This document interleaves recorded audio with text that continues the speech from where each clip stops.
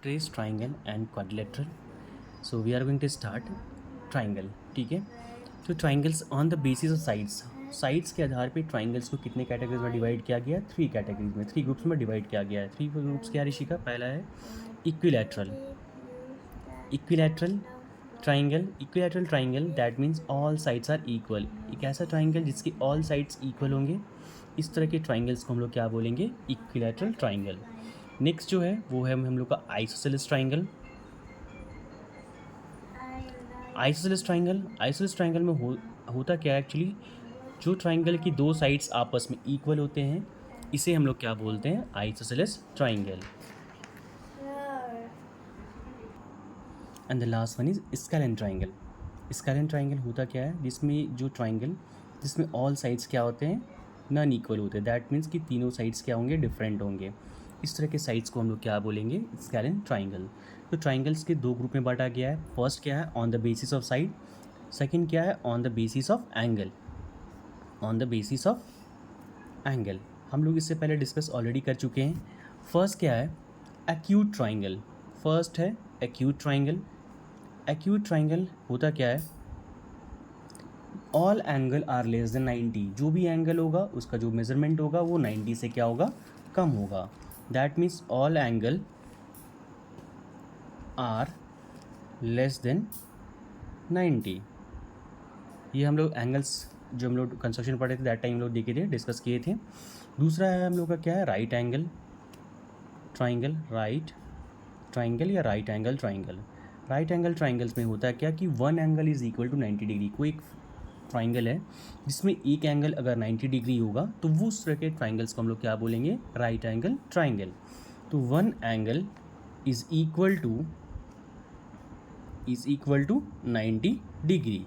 And the last one is obtuse triangle. Obtuse triangle क्या होगा Rishika? All angle is greater than 90। जो भी angles होंगे, one of the angle is greater than 90, यानी जो triangle होगा उसमें एक एंगल 90 से क्या होगा? ज़्यादा होगा। One angle is greater than 90। One angle is greater than 90। ये on the basis of sides triangles 3 होते हैं। इक्विलैटरल, इसमें ऑल साइड्स इक्वल होते हैं। आइसोसेलेस, जिसमें 2 साइड्स इक्वल होते हैं। स्केलेन, जिसमें ऑल साइड्स नॉन इक्वल होते हैं। And on the basis of angle triangles 3 होते हैं। Acute, all angle are less than 90। Right triangle, that means one angle is equal to 90 degree. Next है हम लोग का क्या है? Angle sum property. Angle sum property का मतलब क्या होता है कि किसी एक ट्राइंगल में कितने एंगल होते हैं? एक एंगल 1, एक एंगल 2, एक angle 3। Angle sum property that means कि जो भी एंगल है इनका सम कितना होगा? तो याद रखेंगे हम लोग कि जो एंगल होगा, angle 1 plus angle 2 plus angle 3 is equal to 180 degree. तो ट्राइंगल्स का एंगल सम प्रॉपर्टीज में क्या होता है? The sum of the angle of a triangle is equal to 180 degree. This is known as angle sum property, जिसमें क्या होता है कि किसी भी ट्राइंगल्स की अगर उसके एंगल्स का सम 180 डिग्री होगा तो उसे हम लोग क्या बोलेंगे? ट्राइंगल्स बोलेंगे। ठीक है, अगर इस ट्राइंगल का नाम ABC होता तो इसको हम लोग रिप्रेजेंट करते हैं एंगल के साथ। Angle A plus angle B plus angle C is equal to 180 degree. अब इससे रिलेटेड कुछ क्वेश्चंस आएंगे एग्जाम में, कैसे हम लोग क्वेश्चंस बनाएंगे वो देखें। तो क्वेश्चन है find the marked angle in the following figure. ये फिगर है ABC ट्राइंगल्स का। इसको कैसे फाइंड आउट करेंगे? तो जो ट्राइंगल है, in triangle ABC, angle sum properties हम लोग क्या पढ़े थे? एंगल सम प्रॉपर्टीज़ पढ़ने से पहले हम लोग यहाँ पे इसका वैल्यू लिख लेंगे। Angle A, angle B, angle C। तो just look at the figure. Angle A का वैल्यू क्या है? एंगल A का वैल्यू है 22। Angle B, we don't know angle B, so we have to put a question mark. So again we put a question mark. Angle C is equal to 35 degree. So in the place of angle C, we are write 35 degree.